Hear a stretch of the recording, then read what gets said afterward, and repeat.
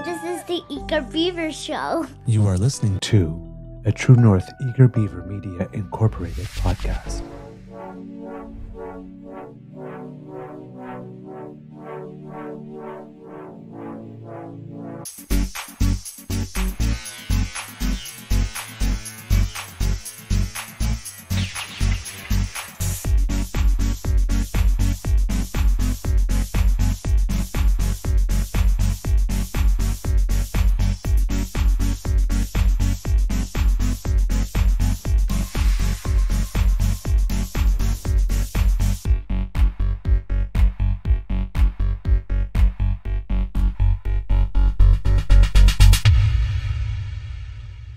The True North Eager Beaver podcasts are proudly brought to you by our founding sponsors, the Misfit Mysteries from Corvid Moon Publishing, your source for science fiction, fantasy, and cozy mysteries featuring a broad diversity of characters, CanadianTarot.com, your uniquely Canadian online eclectic tarot community, and the Peppermaster, hot pepper sauces made from farm-fresh ingredients to thrill your taste buds and expand your mind.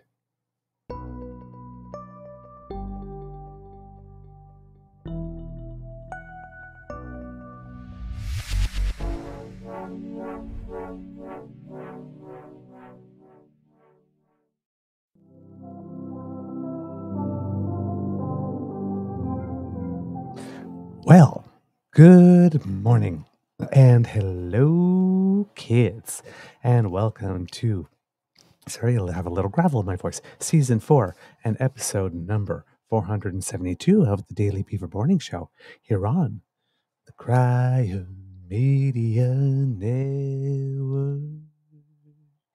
Yeah. Crier Media. Was waiting for it. All right. Today, recording day is Wednesday, September 18th, 2024. And I'm not quite sure what kind of day it's going to be at the Beaver Lodge. I expect it's going to be nice.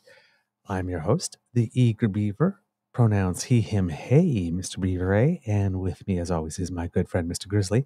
A big thank you goes to our podcast's founding sponsors, the Peppermaster, the Misfit Mysteries from Corvid Moon Publishing, and CanadianTarot.com. Gonna have a bit of a mixed bag for you today, kits and cubs, not one particular theme. But before we continue, Mr. Grizzly, how's your mental health today, sir? Well, sir, jury's out. The last couple of days have been rough on me, honestly. Monday was a bad day. Yesterday was marginally better. I was able to get a little bit of energy into my system and get a couple of things done, but I'm running behind in production stuff. I just got another contract for another book I have to narrate, so I have to start getting my, what do they call, just a second, there's a specific word for it, checkpoint audio sample. I have to get those in. I have 3 of them I have to get in by the 30th, so I'm going to be working on those today because I want to get them in and get them done so I can get ahead of things. And I have had a pseudo interview yesterday, which I thought was scheduled for Monday. It was actually scheduled for Tuesday. So you saw me picking up the phone at the end of the thing yesterday. That's why. Pseudo interview. And then last night I bumped into a colleague who I hadn't seen in a few months. And she was like, "Oh my God, where have you been? What's going on? We're losing it at work and blah, blah." I'm like, well, it's just, contract ended. I didn't get rehired. And now I'm unemployed. She goes, "Okay, we got to change this. I'm going to reach out to this person, this person, this person, and this person and see if we can get you hired. Get you in, get you hired, get you working for either this, contractor or direct, but we're losing it without you." I'm like, "Oh, it's nice to hear." And she goes, "No, I'm not telling you this to make you feel better. I'm telling you this because it's true." I'm like, "Okay, well, I'm hopeful then, see what happens." There's a lot of pokers in the fire right now.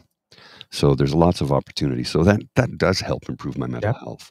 That chance encounter last night while walking Lola it was wonderful to see a friend and a colleague and talk about how maybe things will be turning around soon for me. Yeah, well, we had mentioned that at the time when that part of the contract ended, saying, let's see what happens in a couple of months and maybe knock on the door and say, miss me yet? Mm-hmm. Because you're very, very, very, very good at what you do. So, Thanks. seriously, uh, those are not. I was in comms. Those are not easy meetings, and like the higher the level and the more the security and all that kind of stuff, and again, bigger the number of players, and yeah, these things are not obvious. So No, yeah, exactly. it Doesn't requires. happen. It doesn't just happen. Yeah. It's like you couldn't put me in that situation like this with a 15-minute tutorial and say, make it happen. Let's put it that way. Well, I am glad. I am very, very glad. That's lots of good news. And, whether something materializes from all of them or not, that type of stuff, it's movement, and movement is good. Exactly. Because it's stagnating or feeling that nothing's happening. That sometimes drives people a little batty. So movement is good. I'm glad for you, and I'm glad you got that other contract. Congratulations. Well done. Well, and so I've got one that is on instructional English, one that is on nutrition, rest, recovery, exercise. This one is a nonfiction, semi-autobiographical book about a young man teaching his son coaching baseball. So I started to read it, and I'm like, ooh, I'm interested in this. Because, I'm only going to lend my voice to things that interest or pique my interest, or I find fascinating or challenging, or like I'm not just going to narrate anything, Yes, I have a price. However, I also have integrity and principles. And I'm not going to do it just to get paid. I have to believe in it. And I like what I've read about this book so far. So once it becomes available, I'll be promoting all of it here, of course, and on my ASMR channel, because after all, the more they sell, the more I earn. Yep, absolutely. All right, kits and cubs. Let's start with what we have on the episode description. Yesterday, there was let me put it. You know what? Let's not start right there. No? No. Well, we will start there, but we will get there because there's something that happened before I remember. Okay, there have been some videos going around, and I think we showed one on the show of Andrew Scheer meeting with convoyers before they arrived in Ottawa. And then yesterday, Luc Lebrun had posted something early in the day about one of the usual suspects in the CPC, Mr. Howdy Doody on speed himself, Michael Cooper. And Michael Cooper seems that he was at an event or a party the previous night with what Mr. Lebrun of Press Progress, and just for those who are new to us, Luc Lebrun is the editor of Press Progress. Describes as a convoy spin-off group that has been mobbing MPs and disrupting Terry Fox ceremonies. Yes. So it says in here the two guys in the altercation that we are going to see. I don't know if I would call it an altercation, a confrontation. Yes. More than an altercation, because to me, altercation seems to immediately involve hands-on bodies. It was a confrontation. I think it was the wrong choice of word. It was a verbal confrontation here. Yes. Yep. But there are two people in the verbal confrontation, and they are alleged to have been in attendance at this same party. So I want to show the clip from the party, and then, as we mentioned, this mentions Terry Fox. So then I'll show a little bit how Terry Fox sort of comes into this, and then we'll get to where it all arrived at a head with one of the leaders of our federal parties. And yeah, I'll comment on that shortly. Let's have a look at this video first, shall we? We have a conservative in the House. We love it. And Mr. Barrett. We have a conservative in the House. We have a conservative in the house. Wow. Thank you for coming. Thank you for coming. Wow. Didn't seem too happy to be caught on video. No. Oh. Okay, so Michael Cooper is hanging out there in his suit, looking out of place. Looking out of place, but seemingly quite well at home. Didn't seem too happy when she was asking him to basically, inviting him pretty much to make some type of statement that he was proud to be here. Some kind. So, yeah, Kitland, he stands so weird. He does indeed. I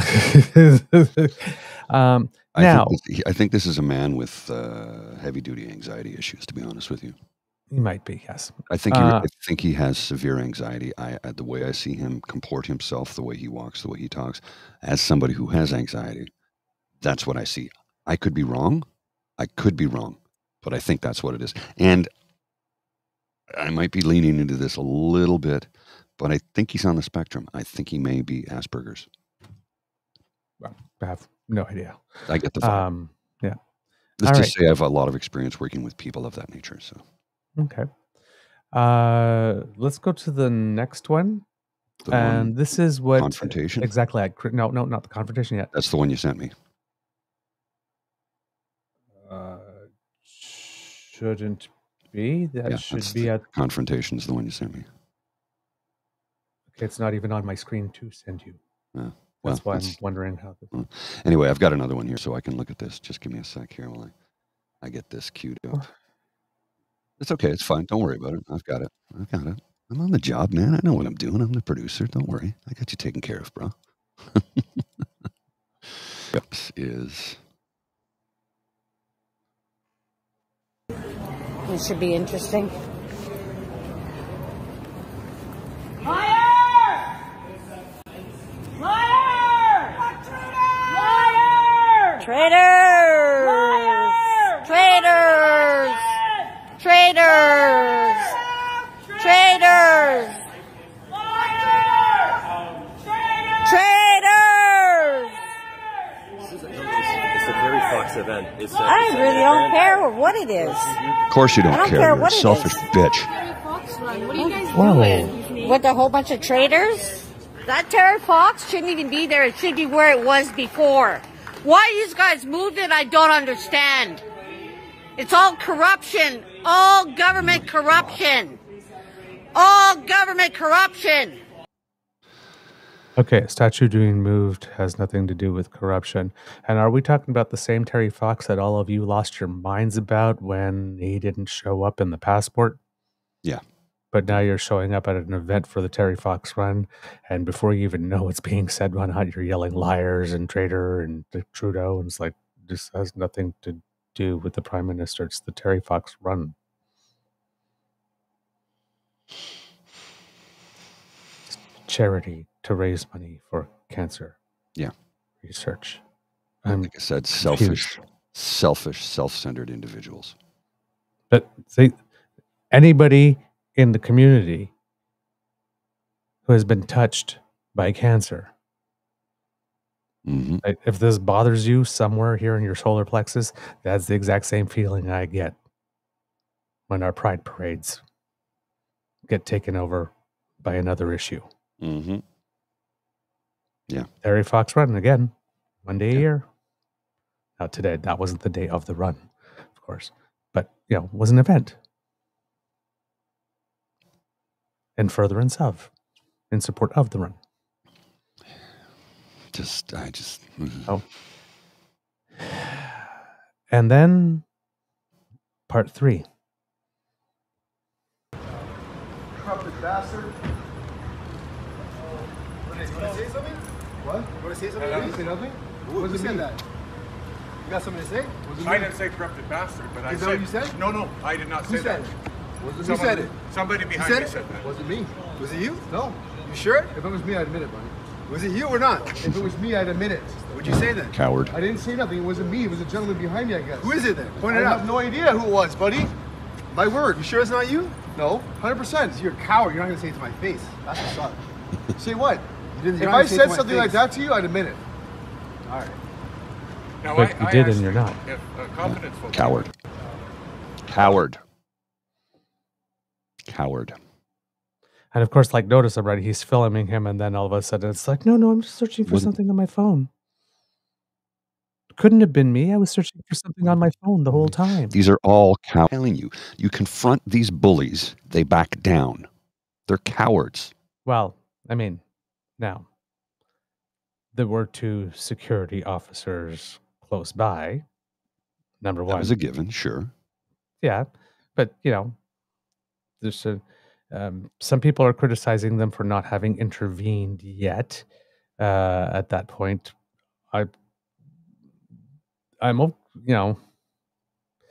these are choices, right? But I mean, Jagmeet Singh is a grown man, and if he decides he wants to confront someone who just randomly calls him, who's following him with a camera, and then randomly calls him corrupted bastard, and who knows what happened before that part of the segment that got aired. So that's number one. And number 2, it's exactly where I was going, Kit Dan. Let's also not forget that, right, when you say, you know, check your privilege and your luxury and all that kind of stuff, when you talk about that, well, in this particular case, right, first of all, there are 2 officers nearby. Yes. Who are armed. That's number 1. But number 2, Mr. Singh is not, and this is kind of a bad expression to use when we're talking about this particular martial art because it's strictly defensive, but it's not like Mr. Singh here is showing up to a gunfight with a knife. Mr. Singh, for many, many, many years, has been a practitioner of jiu-jitsu, which is a defensive martial art. Because, and there's an article in 2019, Canadian politician explains how jiu-jitsu helped him get over bullying. So, Jagmeet Singh is a Canadian politician who is the leader of the federal New Democratic Party.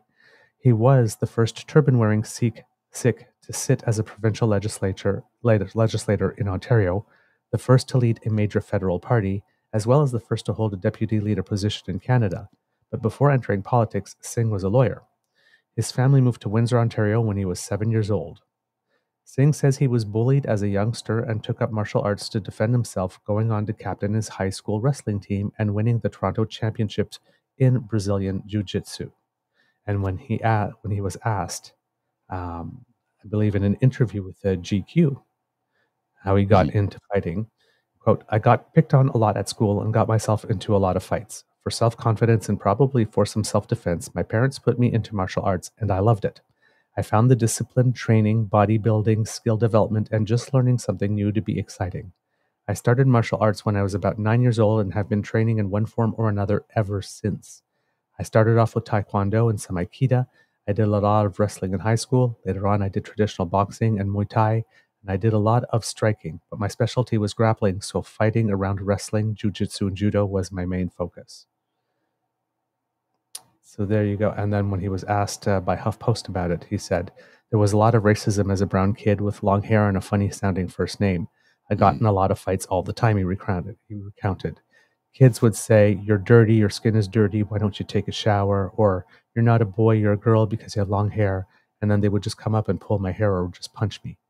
Singh later became captain of his high school wrestling team and won the Scholar Athlete Award between 2003 and 2007. He was actually the GTA's undefeated champion for his weight class in submission grappling. Quote, "That makes you less of a target when you are very sure of yourself," he said. "I tried to carry myself very confidently, and I had to try to develop this mentality that people are going to stare at me, they're going to look back at me, so I better give them something to look at." Boom. Yeah. So,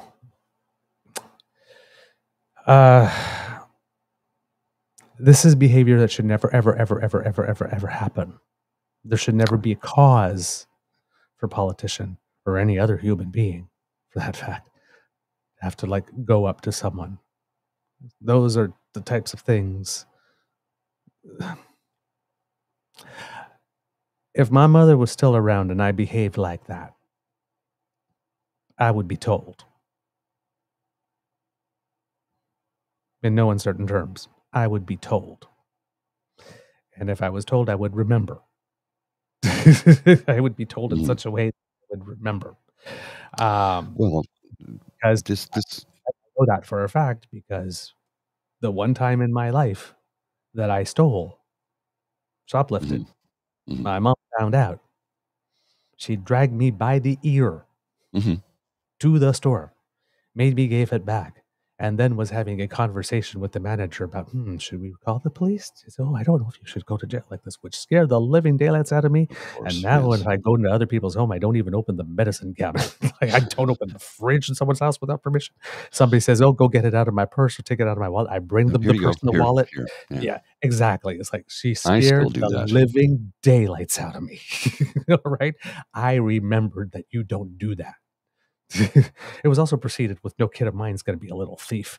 She grabbed me by the hair and brought me to the store. So I don't know what happened in their upbringing for them to think that this is in any way acceptable behavior. But something is missing. Something's missing here. So there's a lot of people that are going to, you see some comment criticizing the security guards for not intervening earlier. I don't think there's anything wrong with that. I'm pretty sure Mr. Singh was signaling with his body and everything, and the way that he approached and strided confidently. I got this, so don't worry. Like I said, and if I don't got this, I know you're here. And if I don't got this, I do have some skills as well, which allows someone to step to someone else confidently. So there's that. There's the other person. There's the whole other group that's going to say, like, this behavior from Singh is unacceptable. One shouldn't do that. And it's like, why not? Why not? Why is it unacceptable to stand up for yourself? He wasn't violent. He was firm. He was assertive. It was pretty much the same thing I did when my neighbor a few doors down last summer. Well, you got to take a look. Look at this right here. Mr. Singh is pissed. He is. He's fed up with this, as am I, as is every decent person in this country who is tired of this behavior. This is a symbol of the pushback. Defiance in his face. He's ready, should he have to throw down. He doesn't want to. But you can see the look of determination on his face. And look at the guy in the background here. Yeah. He's loving it. Oh, it's on. Yeah, he's sitting there. He knows. Yeah. He knows. He's probably been to a couple of sparring sessions or something. He knows. You can see, he's angry. And the body language in this guy, he suddenly becomes diminutive. Was it you? No. Angry. You sure? But not, if it was me, I'd admit it. No. Angry, but not out of control. No. He's very much in control of his emotions. See, that's the thing. It's controlled, channeled anger. Yes. And this guy here is going, oh, come on, punch him. I don't know that he's thinking that, but his body language is... His body language seems to indicate it. He's like, yep, exactly. Hands on the hips. He's just like, you don't, It's like, I just hear the soundtrack. Like, if it was me, I'm saying, oh, girl, back that truck up. Well, it's coming. It's coming. Comment about all of this you may have missed. So, Tamara Leach commented about the Terry Fox thing, the Michael Cooper thing, and then this. And on this one, she said, it's unfair that he is confronting hardworking Canadians. Hardworking? Mr. Singh's not a hardworking Canadian? These clowns haven't worked in years. They hang out on Wellington Street. Yeah, they literally do not work. But I've walked by them 100 times. Yes, but the insinuation there is that Mr. Singh is not a hardworking Canadian. Yeah, you don't become a lawyer and a politician and a leader of a party by being lazy. Now, sometimes you're working hard at all the wrong things.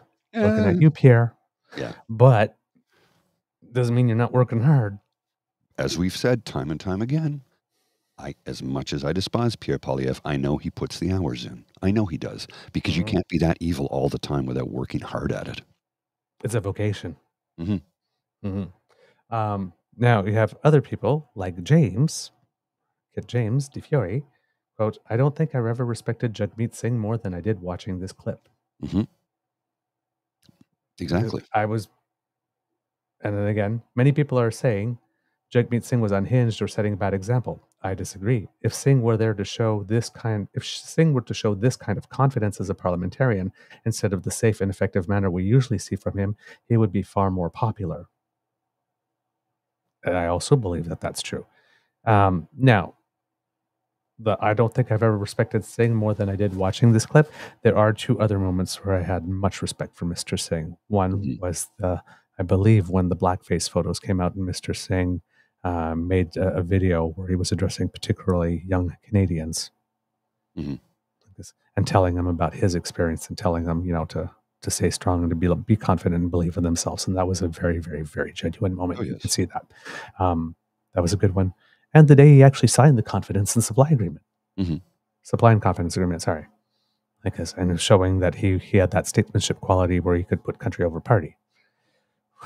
Which didn't last, sadly, but on the day he signed that, right?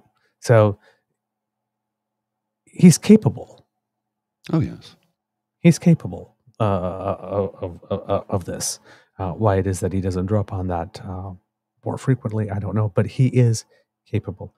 But yes,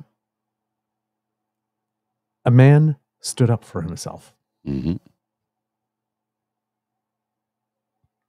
a political climate where people are expressly trying and are somehow being funded to monitor the activities of people who say things with which they do not agree and harass them and try and intimidate them into silence, trying to make them choose to be smaller. A man stood up for himself.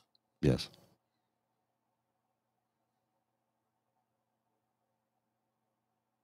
We need more of this. We need a lot more of this. We need more of this because the first place, right, is like, oh, we can't do that. That will provoke them. They will do this anyway. You have to make it uncomfortable for them to do this. When you confront a bully, 99 out of 100 times, they cower in fear because they don't expect the confrontation. They do not expect the pushback.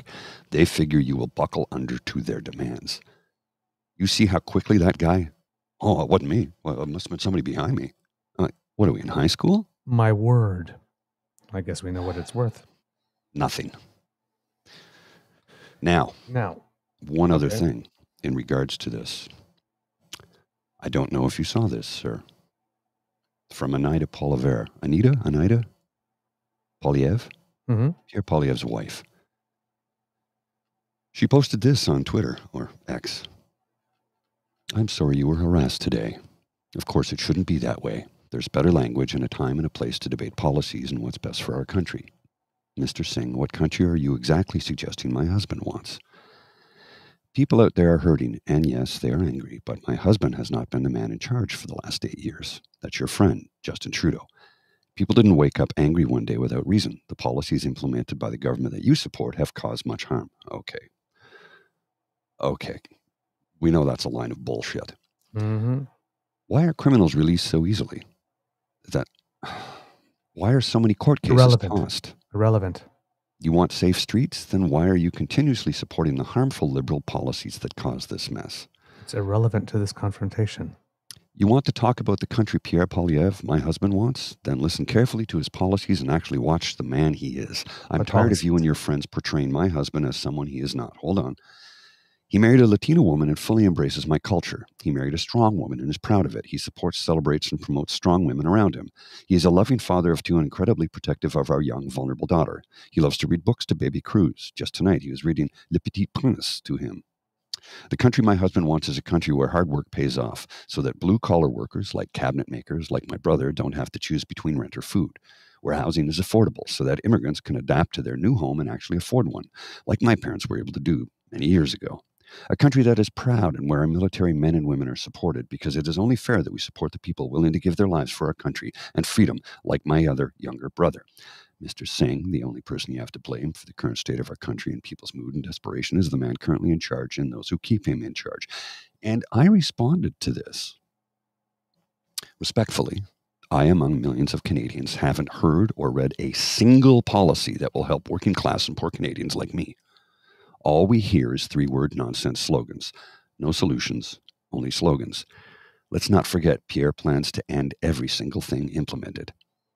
And then somebody else came along and said, Mrs. Poilievre, you bring up the CAF and military members.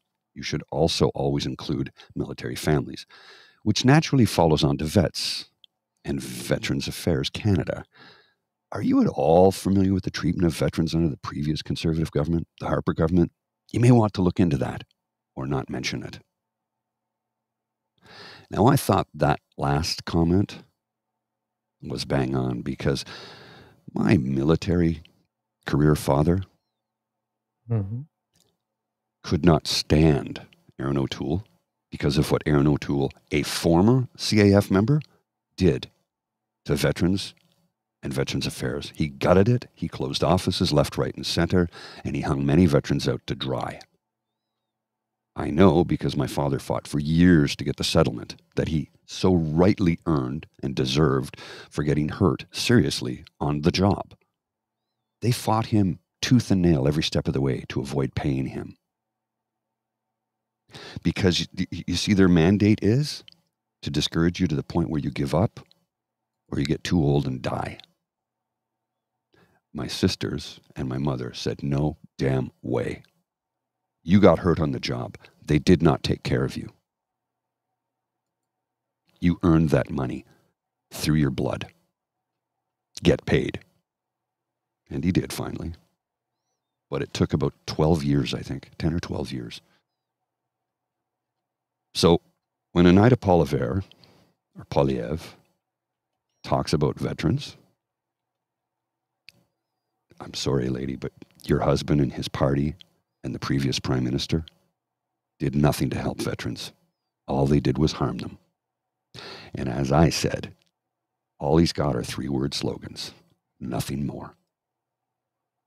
We're going to axe the tax. So he's going to kill the revenue streams they have to build social programs that he will end.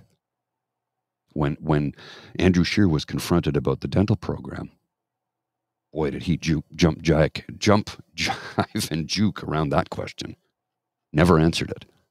And Vasi Capello said, with all due respect, that's not an answer to the question. And he kept avoiding it, which means his answer is, yes, I'm going to cancel it. I'm going to. Yep.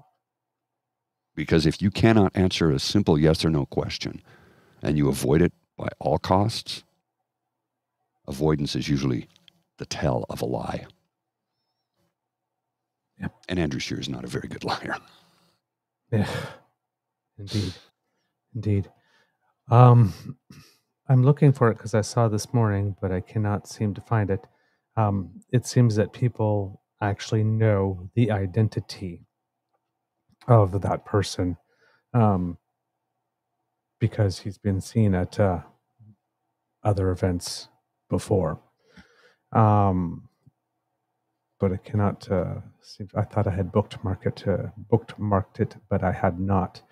NDP MP Charlie Angus said that the encounter between the protesters and Mr. Singh, quote, was a national disgrace, and said that a national leader was left by himself to defend himself when security just stood around and watched. See, that's one of the ones who was there. I don't necessarily think that that was the case. Yeah.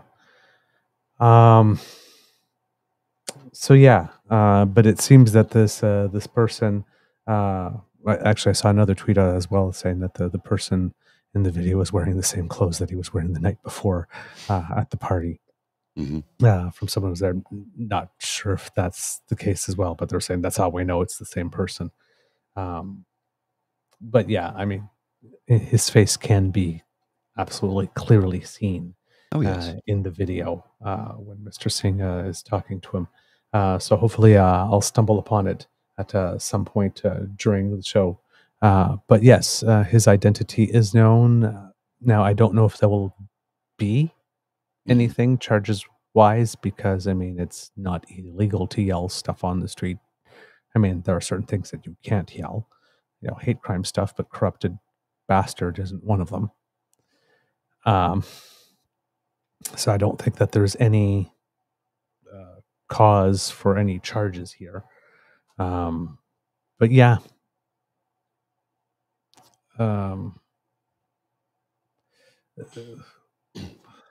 it's it's a thin line, because at a protest, corrupted bastard, when you're yelling and somebody's speaking on a microphone, that's one thing.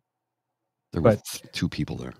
Two people Hurling tailing insults. someone, filming with the phone, yelling insults to try to provoke a reaction. Oh, they got a reaction. He did get a reaction. Not the one they wanted. Not the one they wanted. But I mean, that will still be taken. Right? Somebody will, in those circles, somebody will put some of that music behind it. Look at Jagmeet get all unhinged and like this, maybe slow it down.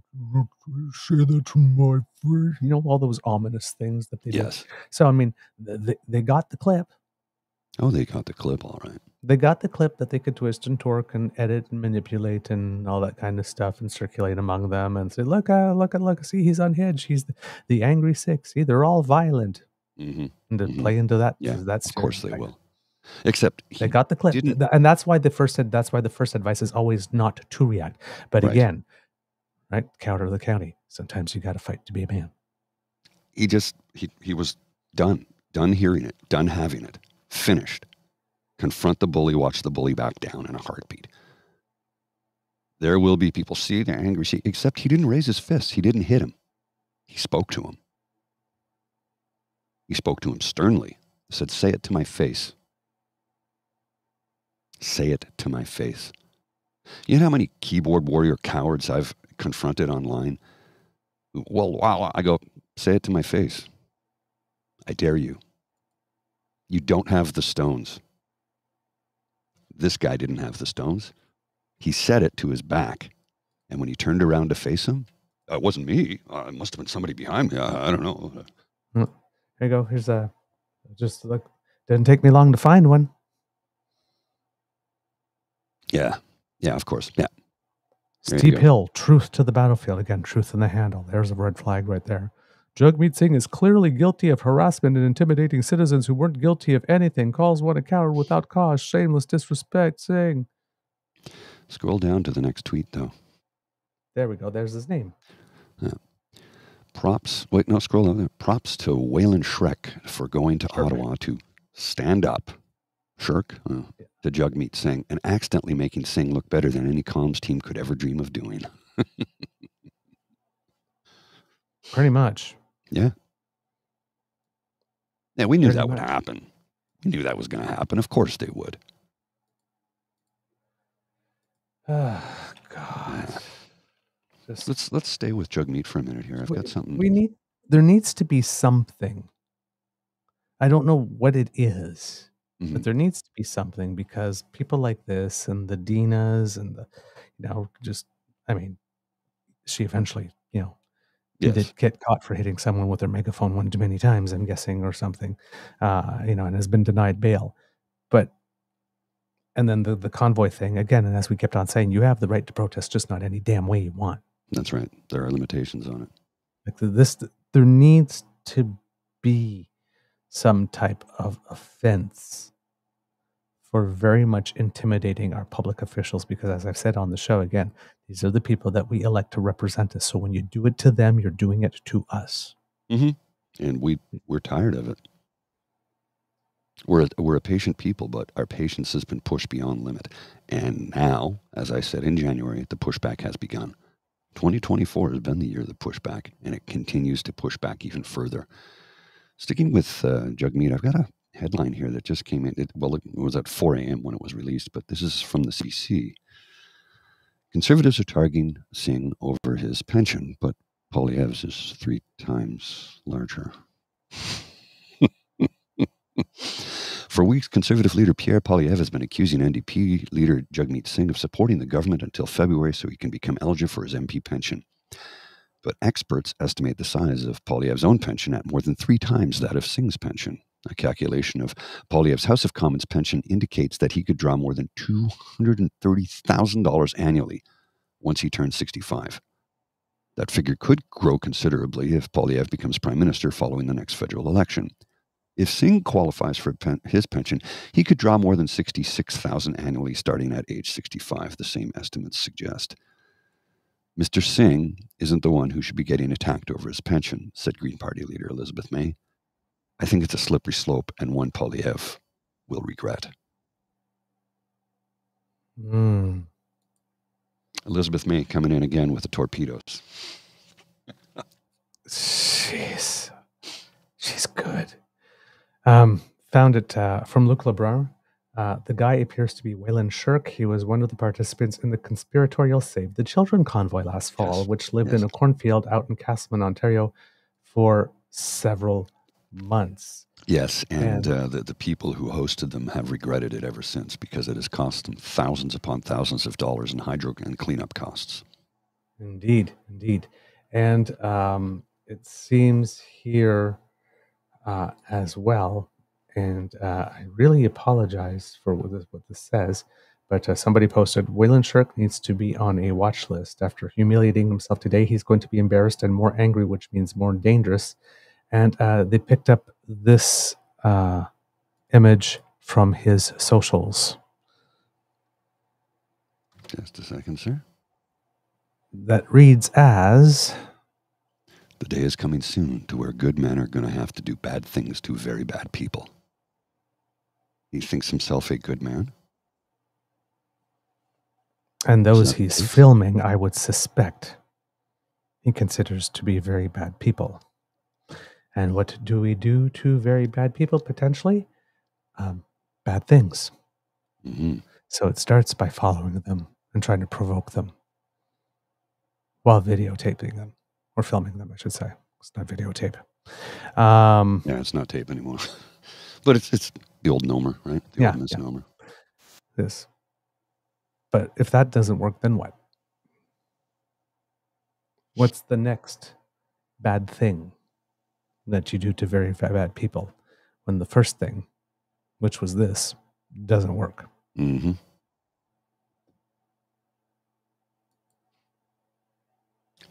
Yeah, we know what he's saying. It's coded. Yes. And again, I said, somebody, when you start referring to people as very bad or evil, what is the solution for evil? Especially if you consider yourself one of those onward Christian soldiers. Mm-hmm. What is the solution for evil? What is the prescribed remedy for evil? Or very bad people. The distance between the dots being connected isn't all that far. No. Yeah. So, not impressed. Not sure. I'm guessing this Waylon Shirk guy must probably have a social media footprint that is sizable enough for people to be able to notice him. It's the first time I've ever heard the name, so I don't know. I've never heard his name before. I think he goes by something else, like some sort of coded YouTube, like what's Chris Daisy Media, and there's Freedom George, one of those things. Yeah. I don't know what his name is. All right. So, they all slowly come to realize that, it was Freedom George. I couldn't take those honking horns for more than 10 minutes. Oh, really? As you sat on my front yard and did it for 3 weeks? Jeez, I tell you. They're almost there, right? They're so close. They're so close. They're just so close. And it's like you can lead a horse to college, but you can't make it think. It's okay when I do it. If somebody else does it, it's a problem. All right. Other news, kids and cubs. Yeah, I think I want to talk about this because I've been Way to meaning go, talk about cowboy. it. Pardon? Way to go, cowboy. What? On the screen from Cassie Lake. When I was a school trustee, the evangelicals came to my workplace to try to persuade, in quotations, me to push their agenda at board. When my cowboy found out, he went to their office and said, "Leave me alone." Boom. Good on the cowboy. Good on the cowboy, Cassie. Yep. Cool. All right. There's another thing that's been happening. If we're talking about people behaving weirdly,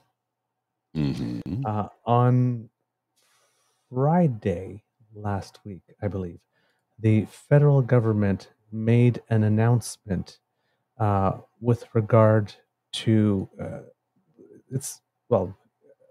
our space program, technically, through Telesat, and that there was some funding that was going to go their way. And basically the Prime Minister came out and the Telesat put out a release saying, and this was a press release that came out actually April 1st that I'm going to read, and this sort of builds on that. But on April 1st, it was announced that Telesat, which is one of the world's largest and most innovative satellite operators, and I'm happy to talk about this personally because when it comes to Canada's space and aerospace industry, it's not huge. No, but it's damn good. But it punches way above its weight, particularly in accomplishments in business. And the only reason I know this is because my first job out of university was working for the Canadian Space Agency. Oh, okay. I didn't know that. Yeah, my very, very first job. When Senator John Glenn went back up into space, around that time, I was brought in around that time because there was extra buzz and activity and they needed extra comms people. And I happened to be around it. It was my first job out of university. And learned a lot about the Canadian Space Agency while I was there. Of course, as you do when you do comms for the space agency. But it announced on March 28, 2024, that Telesat had received a letter from Canada's Minister of Innovation, Science and Industry regarding an investment in Telesat Lightspeed.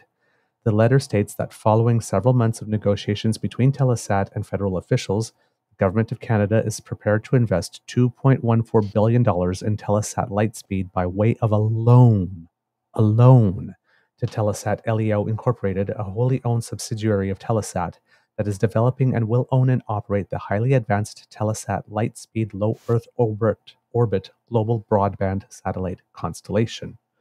The loan will carry a floating interest rate that is 4.75% above the Canadian overnight repo rate average. With a 15-year maturity, interest is payable in kind during the Telesat Lightspeed construction period, followed by a 10-year sculpted amortization. Furthermore, Telesat LEO Incorporated will provide the Government of Canada with warrants for 10% of the common shares of Telesat LEO based upon an equity valuation for Telesat LEO of US $3 billion. So, it's a loan.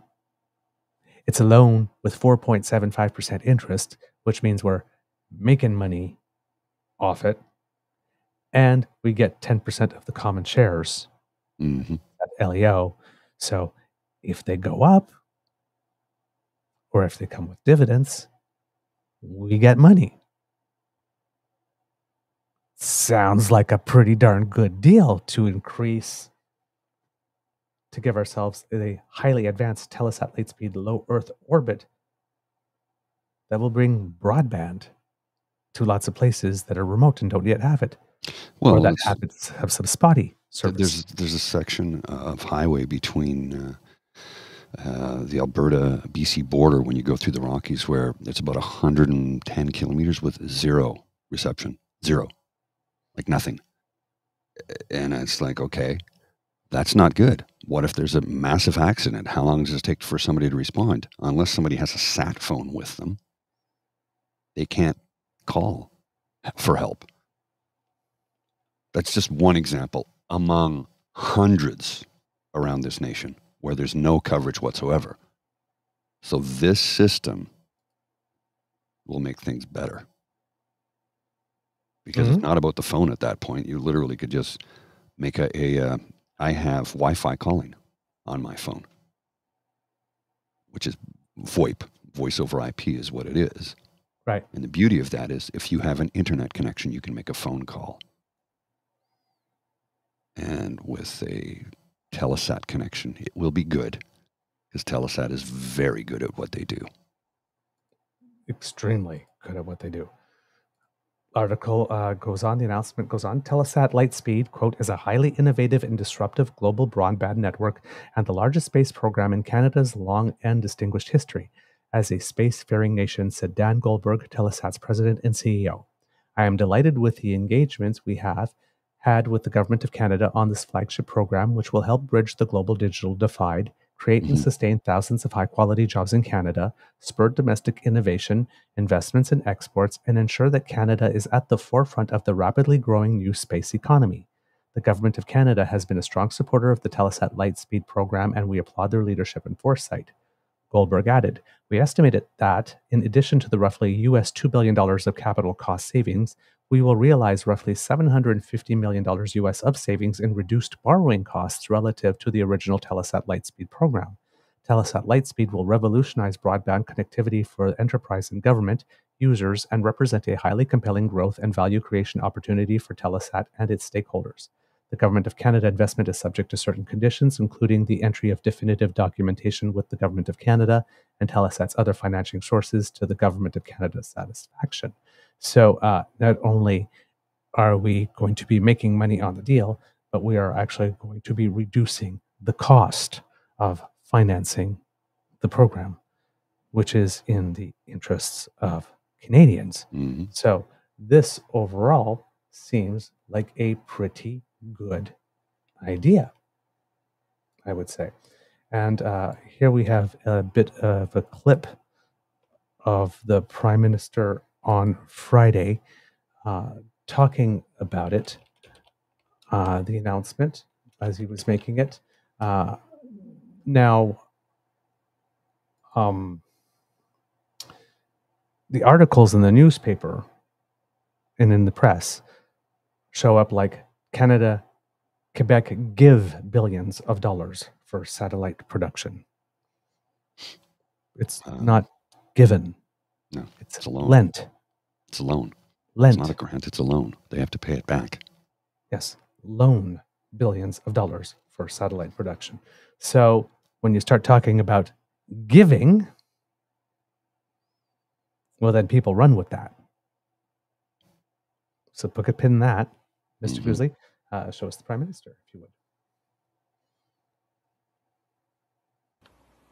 When you think about this project that we're launching right now, you see real impact.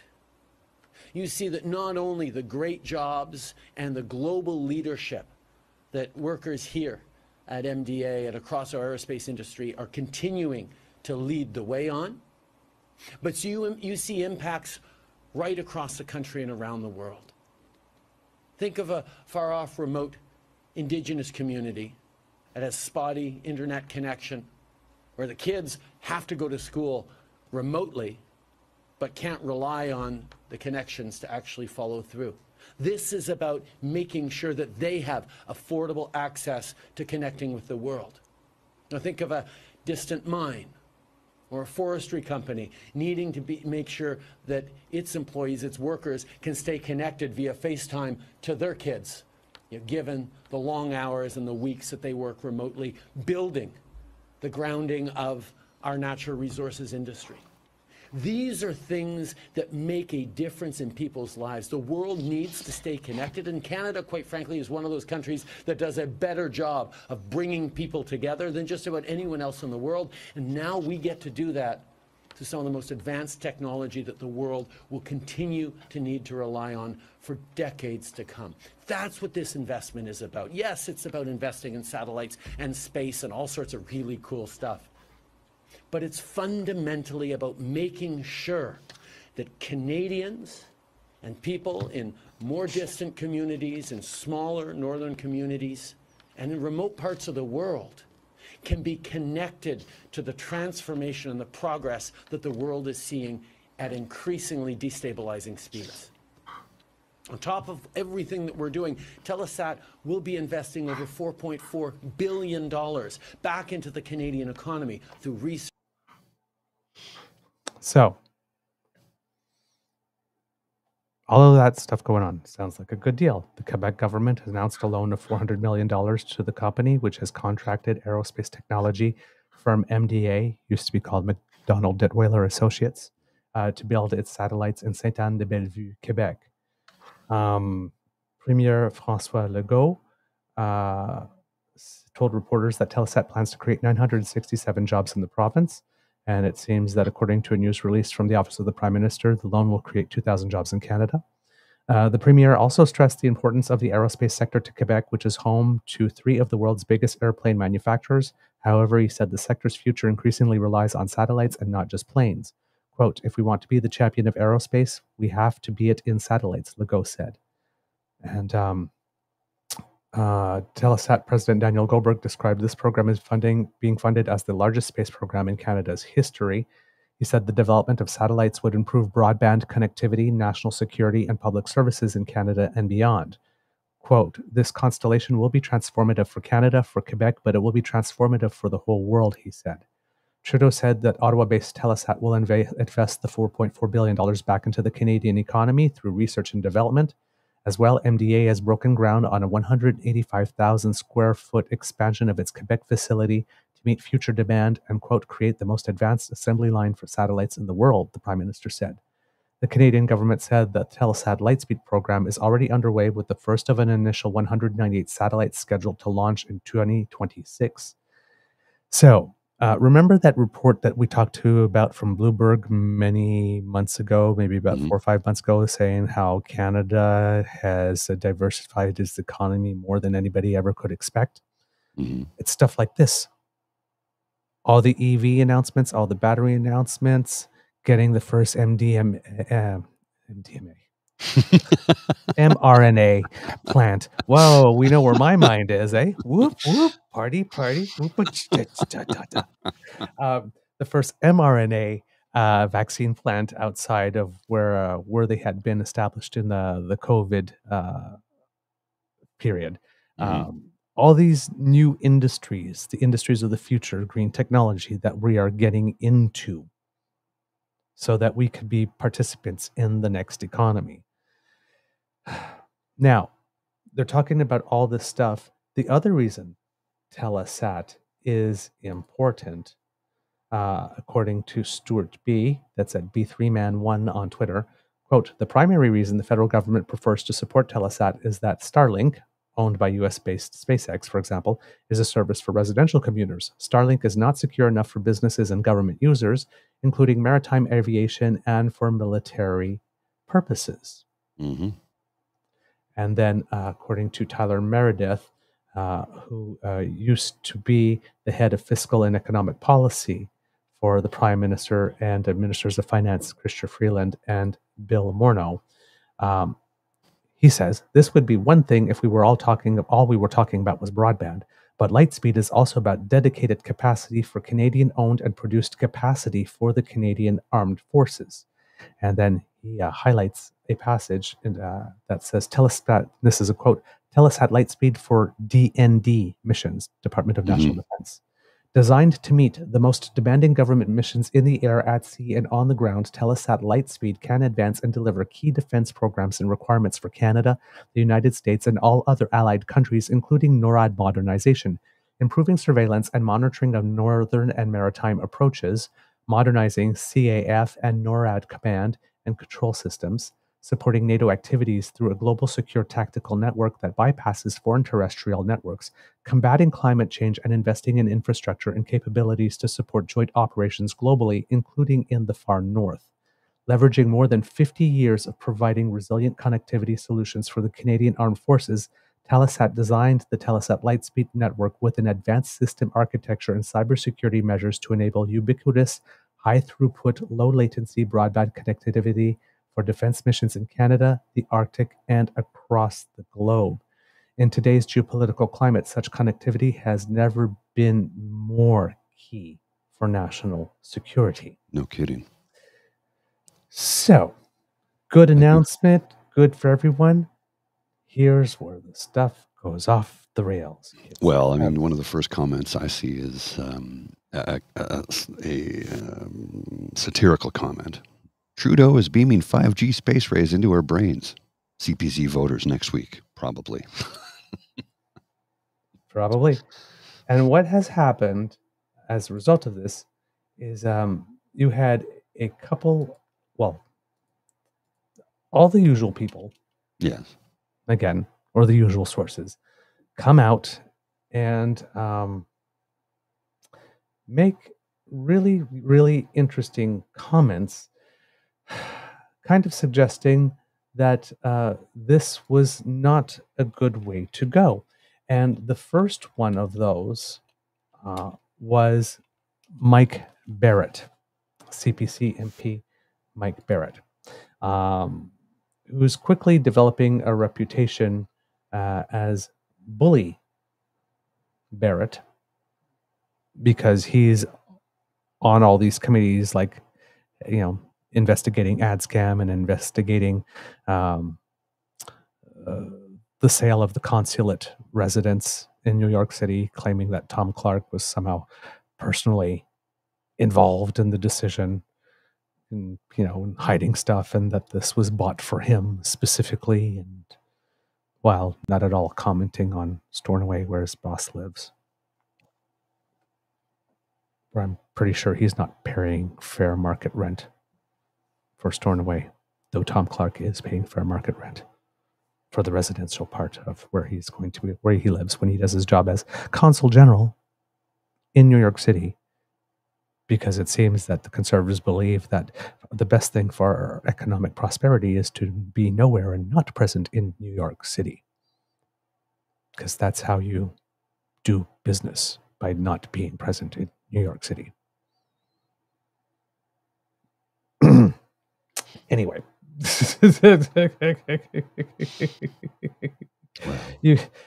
these people are not, they're not the greatest. They're not the smartest people. At least, no, sorry. Let me take that back. It's not that they're not the smartest people. It's because they're so constantly trying to win the current nanosecond, the current moment. Is that when you try to win every single moment, it's impossible to have a consistent narrative over time. Because when you're trying to win every moment, you got to shift to whatever the moment requires. But when you take a step back and you look, well, wait a minute, before you said that, now you're saying this, and that's contradictory. So if you're playing the long game, you try to have a consistent narrative over time if you're trying to win every single moment. Because at the end of the day, your message is completely garbled, because one day you're saying one thing and the next day you're saying the opposite. exactly. Right. But yeah, Mike Barrett had basically run to Elon Musk, because apparently that is what we are doing these days. If we are conservative politicians, is that we are finding ways to ask Elon Musk to ride on in on his space rocket, I guess, and come up with a solution that will save the day for us. Yeah. Now, of course, a lot of this is on the basis, of course, that Elon Musk is a proud Canadian citizen. Well, he does have Canadian citizenship. He does. His mom is from Saskatchewan. Canadian. Yes. But he's lived here 40 months. Yeah, most of the last 30 years, he's lived in the U.S. Right. And put a pin in that, because we'll get back to that too. But here's Michael Barrett. Hey, Elon Musk, how much would it cost to provide Starlink to every Canadian household that doesn't have high speed? If this $2.14 billion plan is the panacea of expanding access, competition, and service, where's the interest from private investors and banks?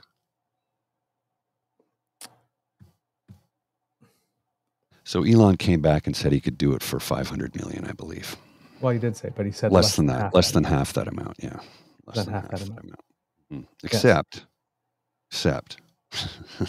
here's the thing: he doesn't have Canadian security or interests in mind. Number one. Number two, he's been known to just turn shit off when he feels like it. Actually have a little thing on that as well. Because apparently James brought that to my attention. That story is a little misunderstood. But so Mike Barrett frames this as, of course, giving 2.14 instead of a loan. It's a loan. So he doesn't understand the economics of the deal, or pretends he doesn't understand the economics of the deal. And once, let's put it this way. Even if Elon Musk is a Canadian citizen, Starlink is not Canadian. Correct. Right? And not exactly, and so the jobs wouldn't be here, the investment wouldn't be here, the 185,000 square foot plant might not be here. Mm-hmm. Right? So basically, here we have Telesat Lightspeed, which is a huge success, very respected throughout the world. Mm-hmm. The government wants to give it a loan that gives us interest, and gets us a 10% equity stake. Correct. Which means more money for us. Correct. We get to create the jobs here, whatnot. And their first job is, oh, wait a minute. That's something in which Canada is succeeding. Mm-hmm. And everything's broken. So why not champion putting all that money and all those jobs and whatnot somewhere else but here? Let's not invest in our own Canadian aerospace industry, which, provides jobs to engineers. And those might be union jobs. I don't know about that, but I don't know. Engineers, manufacturers, shippers, there's a lot of spill off from this, man. Yep. Michael Barrett has proven time and time again he's either willfully ignorant or blissfully stupid. Yeah. Because every time I see a comment from him, I'm like, oh my God, put the Twitter machine down. Do a little bit of reading. Do some Googling before you type. Because good God, man, you make yourself look so stupid daily. Daily. And I don't know if it's intentional or if he's just not very bright. Yep. All right. If you put this one, I believe this is the Prime Minister responding in the House of Commons. What we're doing, Mr. Speaker, when we announced in Quebec a significant investment in Telesat to create good jobs in Quebec, which will have an impact on productivity and national security in Canada and all around the world, the Conservative response was to call their friend Elon Musk to say, no, you can't send those jobs here to Canada. Instead, you should be giving your money to American billionaires. We find that completely far-fetched. We are here to invest in Quebecers for the future. The Honourable Leader. What we're doing. All right. So basically saying the same thing. I thought there would have been a little something more dramatic to that, and that the volume would have been a little better. So yeah. And you had all the usual suspects come out. Yeah, and here, one of the ideas, the usual suspects. This is Terry Newman, who is senior editor, National Post Comment, and Canada has made a success along with Americans, part of its national identity. Sorry, Canada has made hating success along with Americans part of its national identity. A nation that hates successful people is destined to be resentful welfare state. Because François-Philippe Champagne dared to answer, typical Poilievre nonsense. They prefer giving money to foreign billionaires instead of supporting our industry and our workers. This loan will help build a world-class Canadian-made satellite network and supports thousands of jobs in Quebec. Now that's common sense. So all the usual suspects basically saying, we need to give this to Elon. Why aren't we asking Elon? Now, I responded with, give it to the guy who turned off the satellites in Ukraine, when Ukraine. turns out that's not exactly what happened. Oh. No, turns out that when he gave Ukraine the okay for Starlink, because it was supposed to be for communications, Elon never turned it on in the Crimea area. It just seems that he didn't inform the Ukrainians of that. Interesting. At So some he didn't point. turn it off. So he never activated it. he had never activated it in the first place. So now his rationale was, because over there he didn't want to be dragged into a larger war by giving them permission. But the thing is that the Ukrainians organized everything in order to mount an attack, then got there and found out it wasn't working. Now, how does an entire military not know that the satellite wasn't working there if they either were not told it was not working there and they just assumed, or they were told, oh, yeah, it's working there, but it was never turned on?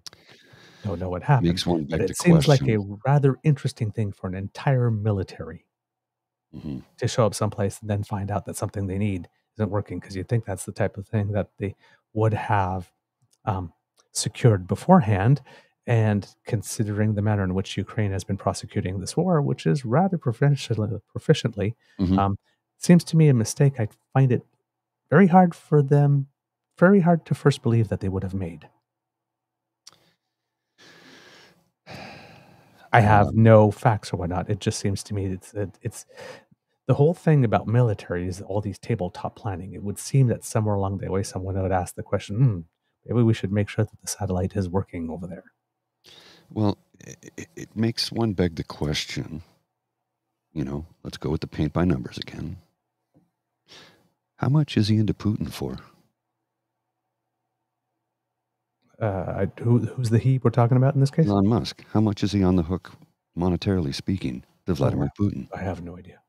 No, I don't either. But it makes you beg the question, right? Oh, I don't want to get involved in the war, but you provided the product to somebody defending their sovereign territory, but you didn't turn it on because it benefits Russia and Vladimir Putin to not turn it on. I mean, it just, it's where there's smoke, there's usually fire. That's what I'm getting at. I need to get a coffee. I will be right back, sir. Oh, okay. Did you have something right away? Or no. Go ahead. Okay. All right. I'll be right back. Go ahead. So the other thing that has been going on is that while all of this clamoring to give this type of power to Elon Musk, so it's not only sending Canadian jobs somewhere, enriching a firm that is not Canadian, it is also surrendering a lot of power with regard to military, right? Because we mentioned that whole section about what that could do for the military and how it helps. So it's not just broadband. It helps with NORAD and Canadian Air Force things, and helping to monitor what's going on in the Arctic and all that kind of stuff. So we really need this, and it would probably be a good thing for this type of thing to remain in Canadian hands and Canadian interests, rather than surrendering it to someone who, if they didn't turn off the satellites in the Crimea area, either didn't turn them on or tell the people to whom they were offering the service that the service would not be available in certain parts, which is a little odd, I would say. But the other thing is that Elon has been making some news lately. If we remember, it wasn't that long ago that Mr. Musk posted this tweet, and I believe it was around the time that things were going a little batshit in the UK with the false accusation that an asylum seeker had stabbed 3 children coming back from I believe it was like a Taylor Swift dance party or a birthday party or something. Seemingly call for civil war.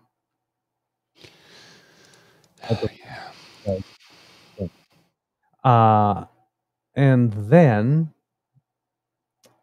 he had another one on the day that Taylor Swift came out and endorsed Kamala Harris, where he mentioned something about, I believe it went something like, okay, Taylor, you win. I'll essentially put a baby in you and I will guard your cats with my life. Yes. Very bizarre behavior. Yeah. And then happened that on the day that there was an arrest of a second person in an apparent assassination attempt, because no shots were fired. So we are assuming.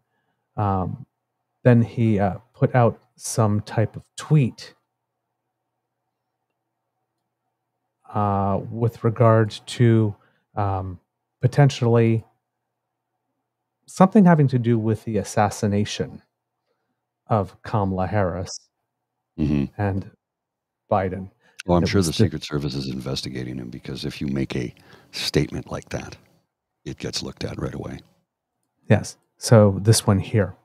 So I was looking, I had assembled all three of them for some reason, but I guess I'd forgot to bookmark. And no one is even trying to assassinate Biden/Kamala? Yeah. Gee, yeah. It's like, why would someone want? Yeah. So it seems that he did get a knock on the door because, well, let me see if you have heard this one before. Stop me if you've heard this before. Yeah, really. Turns out that jokes are way less funny if people don't know the context and the delivery is plain text. Well, one lesson I've learned is that just because I say something to a group and they laugh doesn't mean it's going to be as all that hilarious as a post on X. Nice backpedal there. Yeah. Now, again, Elon Musk is 53 years old. He acts like a 15-year-old. Hey, everybody on Twitter. All of you, I'm guessing there must be about a billion people on Twitter by now. I'm not sure. They, I just learned how jokes work. Did you all know?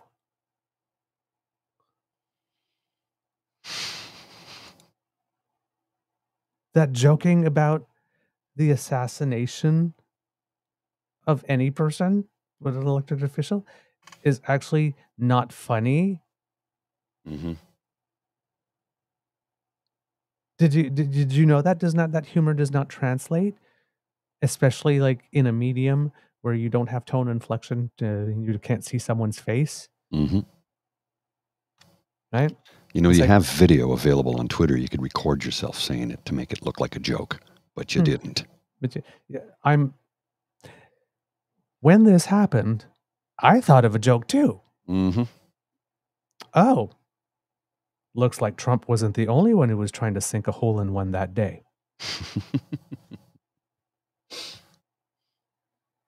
Apparently that guy was not there to assassinate him, though.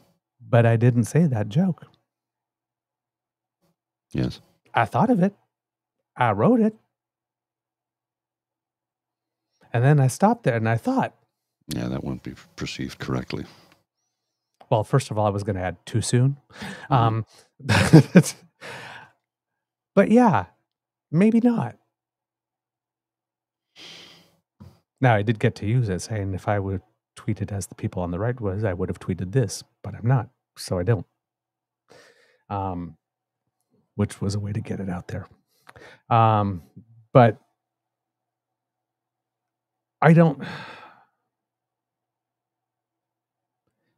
It's not the type of stuff you joke about, man. No. And here we're Not. saying like this, yes, let's give this capacity to a company run by a man who threatens to put a baby in someone. Yeah, that's a rapey. Wonders Statement. why it is that nobody's attempted to assassinate the other people yet, and who has pretty much literally called for civil war. Or not called for civil war, but said civil war is inevitable. Yes, correct. He didn't call for it. Yes. We want to be factually correct on that. He did not call for it, but he keeps saying that it's inevitable, as did Tim Pool, like almost daily for a while. Yeah, let's hand that. Let's just hand over the Telesat Lightspeed network to someone who has shown they're that stable. I mean, the decision is bad on its own on an economic level. It's bad alone on a sovereignty level. But then it's like, of all the people in the world you would like to hand that over to? This guy? Mm-hmm. Like, really, this guy?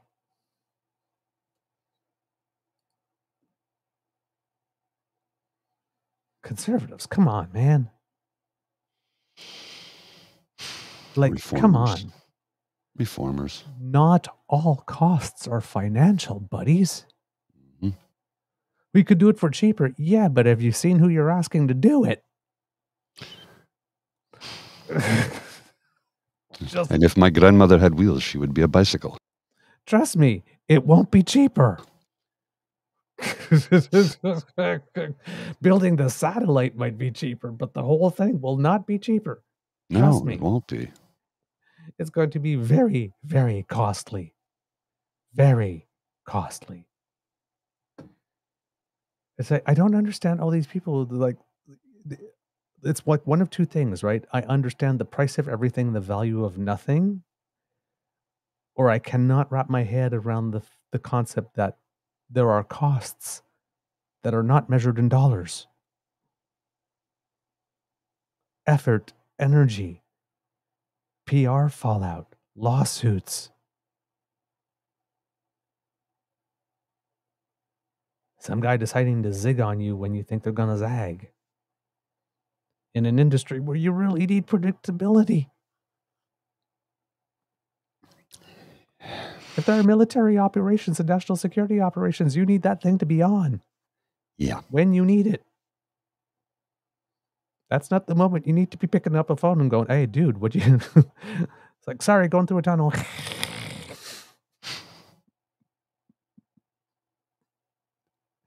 Like the Ukrainians found out. It's like, hi, dude, we're up here, and for some reason we can't seem to communicate. Things not working that you said would be working. Why is that? Like, So, yeah. I am conservatives, man. Again, I don't think this guy's very smart. No, but what is this deal with wrapping yourself in the flag constantly, but every single time that comes the time to champion Canada or support Canada or cheer for Canada, they are nowhere to be found. And in fact, they've got the pom-poms of the other team on and they're shaking them. Mm-hmm. It's like, what the hell?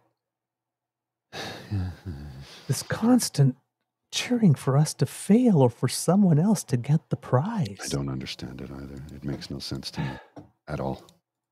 Why? Speaking of news, that will do that.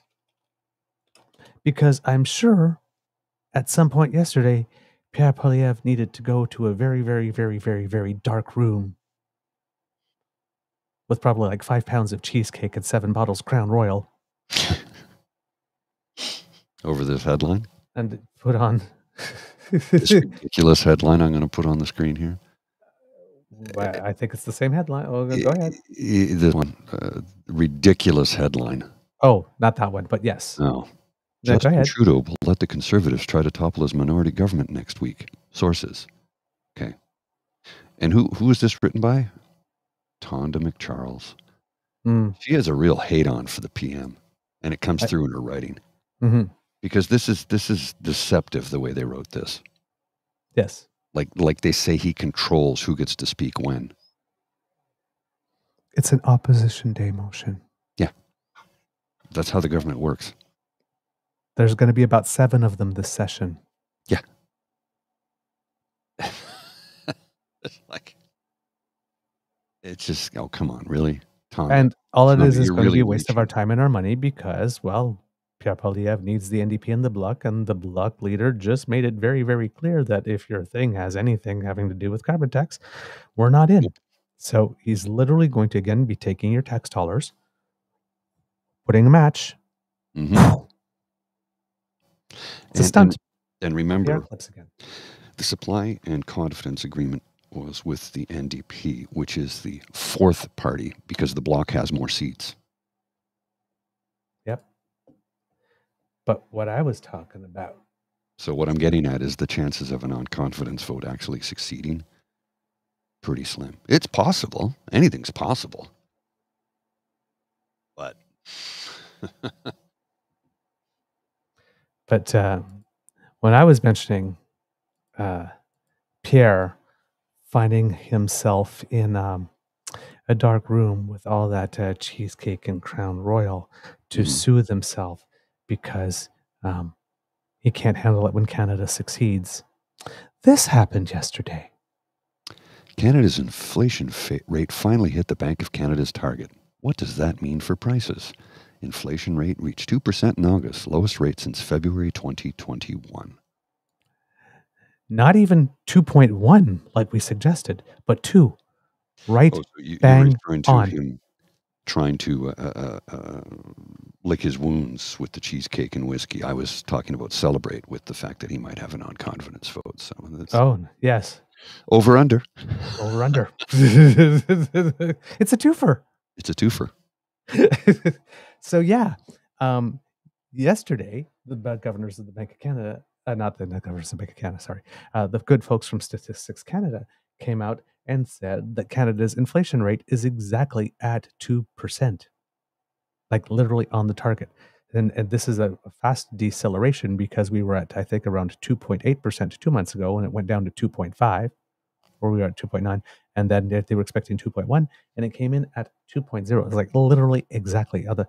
I don't know what Pierre is going to blame. So basically, interest rates have come down 0.75%. Inflation's back down to 2%, and the price of gas is right now lower than it was before the last carbon tax increase. Right.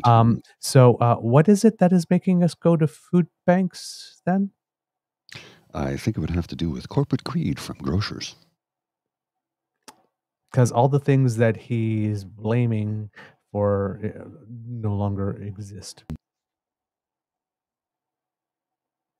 Oh. Everything he's been yelling and screaming about for the last 2 years. Yeah, he's going to need a new act soon. Canada's inflation rate decreased to 2% in August. Statistics Canada reported on Tuesday, finally hitting the Bank of Canada's target in its long campaign to cool price growth. And this is from Jenna Benchertrit at CBC News. The central bank began aggressively hiking rates in April 2022 to tame skyrocketing inflation and made its first rate cut since March 2020 in June. Quote, our confidence that inflation will continue to move closer to the 2% target has increased over recent months, Bank of Governor Tiff Macklem said at the time. Last month's 2% rate marks the slowest pace of growth since February 2021. The Bank of Canada's preferred core measures of inflation also ticked down a notch. Quote, inflation remains unthreatening, and the Bank of Canada should now focus on trying to stimulate the economy and halting the upward climb of the unemployment rate, CIBC senior economist Andrew Grantham wrote in a note to clients. Quote, we continue to forecast a further 200 basis points of interest rate cuts between now and the middle of next year. Inflation edged down in August, mostly due to a drop in gasoline prices, which are considered volatile. When gasoline is included, the rate came in at 2.2%. So the price of gas has decreased so much in that month that had it stayed the same, the inflation rate would have come in at 2.2%, but it came in at 2. A whole 10% less if we're using Skippy math. Because let's use the percent number rather than the real number when it looks bigger. Mm-hmm. All right. That's because now, even as the Bank of Canada has hit its target, Canadians might not be feeling the impact of lower inflation because they're shopping for groceries or other goods. That's because while the pace at which prices grow has slowed, they mostly remain elevated, said Pedro Antunes, chief economist at the Conference Board of Canada. It's like when the price of things that had gone up are not going down. It's just that they're increasing at a rate that is more normal. And at least at the moment, and for the last year, at a rate that is way less than wage growth at the moment. But even in this report, inflation is down at 2. Inflation, you strip out gas, is at 2.2%. Food inflation inched up from 2.1 to 2.4% over the last month. Antunes says there's no great science behind the 2% target, but there are 2 reasons for it. Quote, for one, it's important to have low inflation and stable inflation so that we are not affecting people's livelihoods, he said. For people on fixed incomes, inflation needs to remain low enough that they maintain their purchasing power. But the Bank of Canada doesn't necessarily want to reach 0% inflation because that can lead to negative inflation, also called deflation. Why is that bad? Well, if prices are dropping, people tend to hold off on purchases, Antunes said, and it can kind of have a negative impact on the economy. As has long been the case, mortgage interest and rental costs were the largest contributors to the Consumer Price Index in August, though mortgage interest growth is slowing, the data agency noted. Grantham, the CIBC economist, noted that if mortgage interest costs were excluded from overall inflation, the rate would have come in at 1.2% year over year. There you go. Consumers paid 2.4% more for groceries in August, as I mentioned, the result of what economists call a base year effect, the impact of comparing prices in a given month to the same month a year earlier. Meanwhile, the price of clothing and footwear declined, atypical during a back-to-school shopping month, and electricity prices grew at a slower pace. The Bank of Canada will hold its next interest rate meeting on October 23rd. Some economists say the question isn't whether the central bank will cut, but whether the cut will be 25 basis points or 50. And we might get some insight into that today because the U.S. Fed has had their 2 days of meetings yesterday and today, so they'll probably come out with a decision sometime today. And it is widely expected that the U.S. Fed will also start cutting interest rates. It will be their first cut. There too, the question is, will they start with a 50? My guess is that they probably would because they are far enough behind. I mean, they've been criticizing in Canada that we started cutting too late, and we started a few months ago, and the U.S. is starting way later. So that could be it could very well be a 50. There's also a case to be made for starting out with 25, start off slow, see how the market reacts, and right. Yeah, right. But there is a case for 50. If the U.S. goes 50, there's probably a stronger case for a cut of 50 the next time in Canada as well, because that would maintain the current spread at 3/4 of a point. Because as I mentioned before, the U.S. Central Bank and the Canadian Central Bank usually don't like to be within more than one point of each other. Mm-hmm. So if the U.S. cuts 50, then that creates the permission structure for that. So so far, if things remain as they are in terms of on the trend, and there isn't like a huge world event to send some type of shock, we could potentially see, and if the next election is in October, we could potentially, rather than see a 4.25% or a maximum of 5%, like we saw before, Bank of Canada interest rate, we could see something around 2.75 or 2.5% around that time, which is way different and will definitely change the cost of living for a lot of people. Mm-hmm. Yes. Good news for Canada. PP's probably crying somewhere, which is also good news for Canada. That was a little bitchy. Yeah. That's fine. I'll take that. I'll take it. I'll accept it. All right, Mr. Grizzly, do we have a show? We do indeed, sir. And you can hear I'm sure you can hear my doggy here panting away if she needs to go out. All right, kids and cubs, that's the end of this episode of the Daily Beaver Morning Show. We hope that you love listening to us because we love making this for you. Remember, sharing is caring and word of mouth is priceless. So please tell your peeps and poops all about us. Very much appreciate when you do.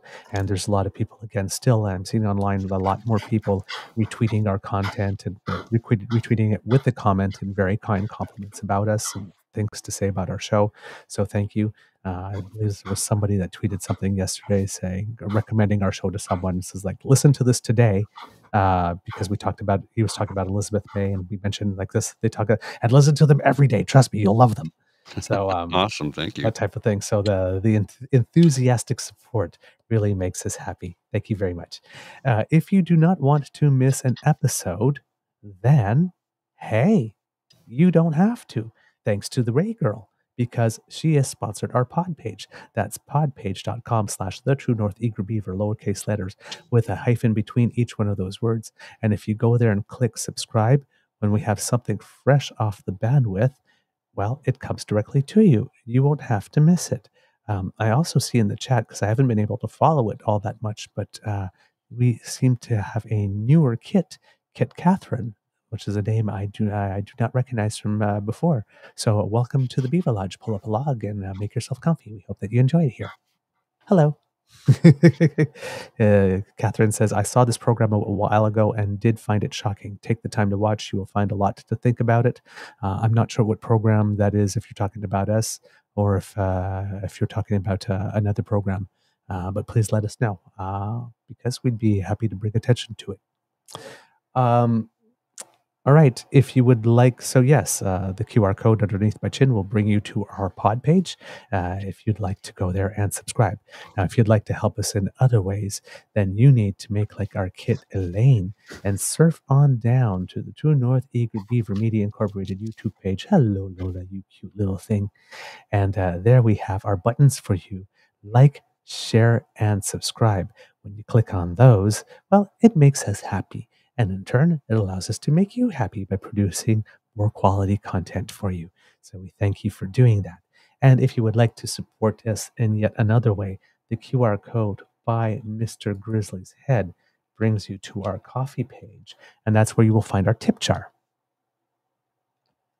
So if you like what we do and you would like to encourage us to do more, well then, if you leave us a little something there, because it does cost us something to produce the show and bring it to you, we would be very, very, very, very, very grateful. Oh my God, that's a close-up Lola cam. Right there. Oh my God, she is so adorable. I love that dog. So yes, if you leave us a little something there, we are very, very grateful. We appreciate all your contributions, and don't worry if you're not able to contribute anything, because the gift of your attention and participation is the one that we cherish the most. And we love to hear from you. So write to us at truenortheagerbeaver@gmail.com. If you would like to leave a message on our Twitter feed, our handle is @TrueEager. And then you can reach us on our Facebook page, True North Eager Beaver, or leave a note right here on our YouTube page if you have been watching here with the damn fam in the chat, and let us know what you think. And at this point, I want to give a little thank you to some kits who have sent us some lovely contributions. Kit T. Wigmore with telling us, love what you fellows are trying to accomplish with your show. Topics, approach, language, demeanor. Good on you. Thank you so much. We really appreciate it. And Kit Wendy, support and appreciation, ! Cheers, gents, ! Thank you so much. We appreciate all the encouragement. Thank you for your support. It really does help. Trust me, it really helps. It does. And we are very, very grateful. Because democracy is something that you do. Tomorrow is the by-election provincially in Ontario in the Bay of Quinte. So remember, friends don't let friends vote alone. Bring people with you. And it's also the last day to throw your hat in the ring if you want to be in the running for the Ward 15 position in Toronto. There you go, kids. Also, take some time to write some letters to your MPs to get more action on finding out what is going on with Russian disinformation Canada and its potential links to the Conservative Party of Canada. Ask some questions about Mike Roman as well. Yes. Keeps on being indicted in the United States, and there was a link. I'm not sure if it still exists, but when Mr. Scheer was the leader, so might want to dig into that as well. And of course, if you're in Ontario, to your MPPs about what it is that we are doing for children in care. Yeah, there's a problem there. There's a big problem, and we've got more on that coming in the next few days, kids and cubs. We've got a few things we're working on, and I don't know for the people who've joined the memberships. There's a new grizzly growl out. There'll be new beaver tails coming soon, and another grizzly growl I'm trying to put together today if I have the time. I have a lot to do today. So, but yeah, for those who have joined the loyalty membership tier, we are producing additional content for you. Yes, and also Kits and Cubs, as Mr. Grizzly mentioned, I think he did yesterday, but our special reading the DOJ indictment of the 2 Russian nationals who used to work for RT or still do, that tried to influence political thought in the United States and in Canada, is now fully up, the full complete version with the full DOJ indictment reading and our analysis, both in video and podcast form. I do not believe, Mr. Grizzly, that it is under our live tab. No, because it was pre-recorded only. Yes. But I'll put a link. So I just put a link to the audio version in audio or Apple Podcasts. Yeah. And here is a link to the YouTube if you want to watch us read it to you. Yes. And to those of you who joined us live when we were broadcasting and watched the first 49 minutes twice, beginning to end, and then got to an hour and 15 minutes the second time, if you watch it again, you do have my permission to come in where it is you left off. You don't have to watch it all over. And I don't know why it didn't do it. For some reason, when I loaded it, I download, so I could go in, because we did it in 2 parts. So I had to splice stuff together, and we had to cut out a couple of sections where I stumbled over the words I was reading. So I edited that out. And when I put it all together, it was a fairly big file, about 15 gigabytes. And when I went to download it, it says download finished, and I went to upload it. And what I realized, it had only downloaded 8 gigs the first time, and then 12 the second time. And then the third time was the charm, and it downloaded the entire file, which is why it's up now, available to watch. But why it did that, I don't know. Some sort of weird Mac Apple thing. Mm-hmm. Another bit of news that just crossed my feed here. Sean Rouse, if you'll remember, who was one of our guests, and hope to have him back soon, because we haven't forgotten that we have a focus on New Brunswick and Focus BC and Saskatchewan, because there are provincial elections coming up all in the same month, like within a few days. But Sean Rouse reminds us it's the day before writ drop in New Brunswick, so I guess the writ's coming down tomorrow. And Higgs does not have a full slate of candidates. He is missing candidates in each of these ridings: Belbé Beldun, Haute-Terre Nipissiguit, Shippagan Les Îles, Acadie, and Shediac Cap Acadie. That's interesting for an incumbent government. And please, seems to have trouble finding people to run for him. If you're watching or listening in the province of New Brunswick and you go to vote, when you get to the ballot box, or if you're the riding where Fatine Grasecci or whatever her name is, do not vote for her. She is not a good person. She will do irreparable harm to your riding. She is not a good person. And your kids. And your kids. She's not good. She will do harm. She will bring harm. She's one of those evangelicals. Yes. That's exactly what she is. All right. It could be a tough world out there, kids and cubs. So please be kind to and gentle with yourself. Mr. Grizzly, some words of wisdom? Try and prioritize yourself today. Put yourself first. I know it sounds selfish, but sometimes you have to get things done in your life that you need to. That's what I'm doing today. I'm putting myself first. Tomorrow, I'm going to the Legion with my dad. Oh, nice. Yeah. So, it's prioritize yourself.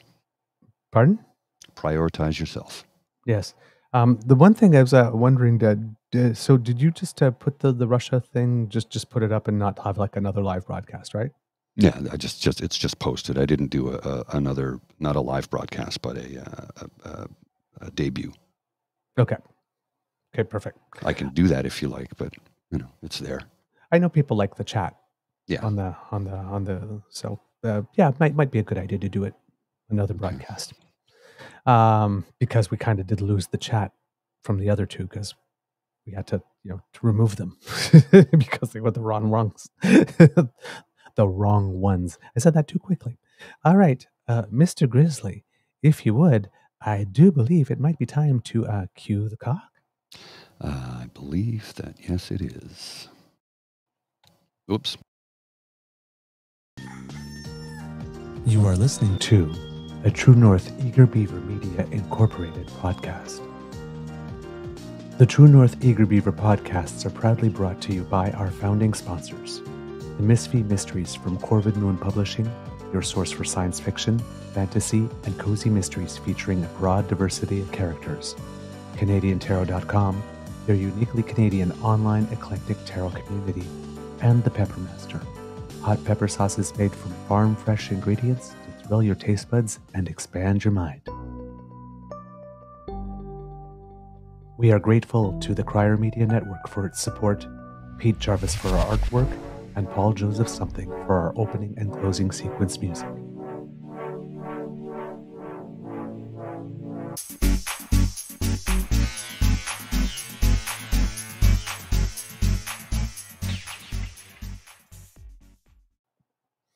All right, and we have an Easter egg, and I'm very, very, very, very, very happy to present this to you because kids and cubs, Jensen Germs, back with us. Cranky Canuck, yay! It's only a still, though. It's not the video. What do you mean? Oh, It's only a still. really? Yeah, it's just a still. I have to click on it. Okay. It's just a still frame. It's not. It's not Shouldn't- the video. Okay, send it again. Because for me on my screen, it's moving. There's a video. It says you're unable to view this post because total number 2 can see their post. Yeah, that's why. So it's Oh, limited, so I can't no. see it. Yeah. Oh, darn. Okay, then, that's too bad. Okay, I will put it here in the chat for you kids. But yeah, do check on Cranky Canuck. And yeah, I will try to write to him and ask him to include you. Are you following Cranky? Yeah. I don't know why. Okay. Okay, no worries. Although weird stuff has been happening with the Twitter where all of a sudden I realize somebody I've been following and interacting with for years just disappears through no fault of their own or mine. Yep. Weird things. No worries. I will do that, and then we will have it for you tomorrow, kids and cubs. Hopefully. Alrighty. All right. Bye, Oh, everyone. wait, just before we go, I want to show you something that I think is interesting. And I'm running late. I got to get the doggy out because she's really got to pee. But check this out. This is an interesting way to say, well, I don't know what he's saying here, but we'll look at a response. This is from Pierre Poilievre from yesterday. Congratulations to common sense conservative candidates Colin Reynolds and Louis Lalente for boosting our vote share by 16% in Elmwood, Transcona, and 4% in LaSalle and Verdun. Devastating results for Trudeau, who voters deem not worth the cost after 9 years, taxes up, costs up, crimes up, and time's up. Fancy way to say you lost. Also, not true. Mm-hmm. Yeah. La Salle-Ville Aymar Verdun. Oh, I guess he did increase. Sorry. 4%. It is. Yes, he did increase the vote share. Okay. Yes.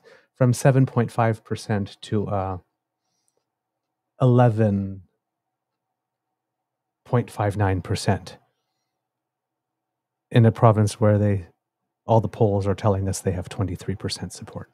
Right. Well, and here from Peter Ratcliffe. Basically, Justin Trudeau has, over 10 years, delivered on over 90% of his promises and guided Canada through a pandemic safely. And we're bored with him. We say he's got to go because the opposition media and foreign influencers have told us so. We don't deserve him if he loses. Mm-hmm.